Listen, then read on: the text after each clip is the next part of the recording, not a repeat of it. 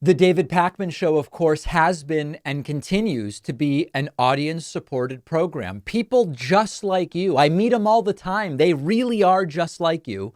They say, I kind of like what David's doing. I'm going to get a membership. And they sign up at joinpakman.com.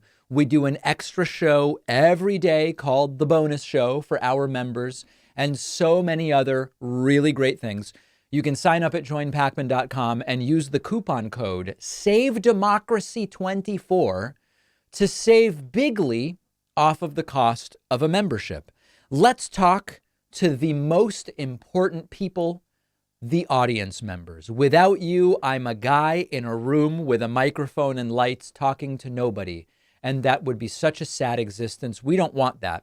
You can find the David Pakman Show Discord at davidpakman.com/Discord. That's what we use on the Friday show to hear from people. And we're going to start with an undecided voter. How?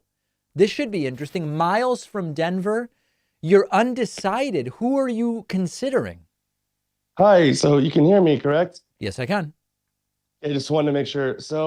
Well, let me put it this way. When I say undecided, it's not so much that I have any intention to vote for Trump. It's just that I feel very undecided about my thoughts on Biden.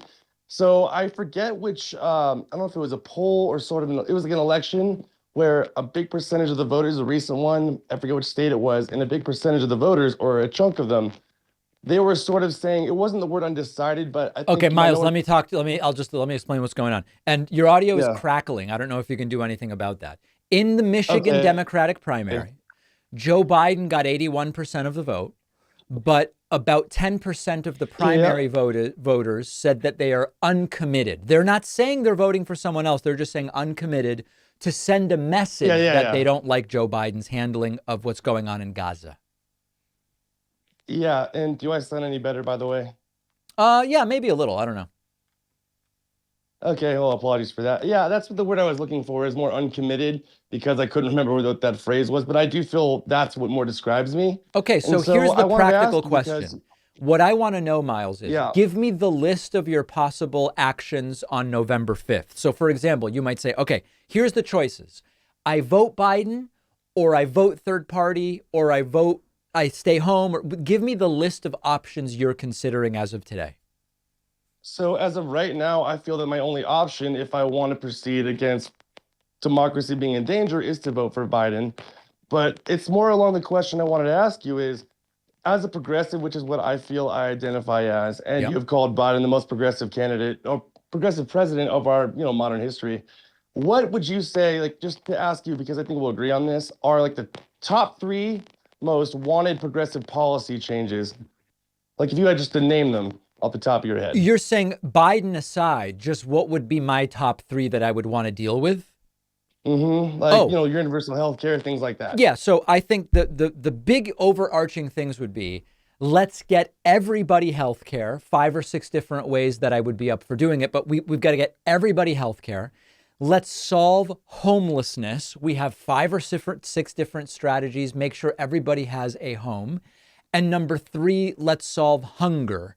And if we can get everybody food, a home, and health care, it's the foundation from which then we go and we say, all right, let's improve education. Let's do right. So for me, that's the starting point. Let's dig more into climate stuff. Those would be the 3 things that I would say we've got to fix right now.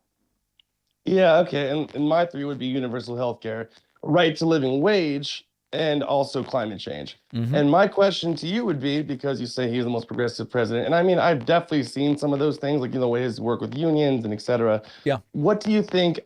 Should I feel confident in his ability to get those things done? And I obviously know that, even when it was 2021 and it was Democrats with the majority, we had people like Kristen, those two, Joe Manchin and Kristen Cinema, Yep. they were the ones, kind of blocking things from getting passed. But do you think that that's something I can feel confident in as a voter for I the don't, Biden listen, administration? those are huge. No, nobody has fixed those things, right? It's Hmm. sort of a fraught question to say, am I confident in a second term Biden will fix healthcare, housing, and Oh healthcare, no, homeless? not fix them. Obviously not.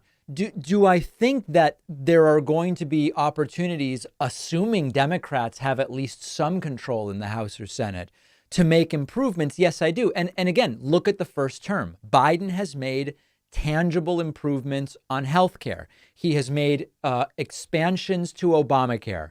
He has capped insulin at $35 a month for those on Medicare. He's brought big pharma to the table to negotiate on the 10 most frequently prescribed drugs, which we are soon going to get the outcome of those negotiations that are ongoing. There's been practical accomplishment there. So it would be Sure. a crazy thing for me to promise you Biden's going to fix these things. But based on the alternatives and based on what we've seen from prior presidents, it's hard not to say, hey, we've made some real progress here. Oh, sure. Yeah. And I mean, obviously, I don't expect that he was going to ever have any chance of fixing those problems. I mean, that's not a 1 or 2 term or even like 3, 4 term solution. It's a Yep. very nuanced thing. It's going to take a lot of time. But I don't want to take too much of your time. Let me ask you one more question. Sure. What are some reasonable progressive policies do you think we might be able to look at by November 5th? Like you were asking me initially, like, what do you think we might be able to get passed within reason progressively? Passed or by executive order? I mean, listen, these things are really tough to answer. What I would Hmm. love to see is food Yeah. stamps is one of the most economically stimulative government spending programs because of how it works and its high economic multiplier.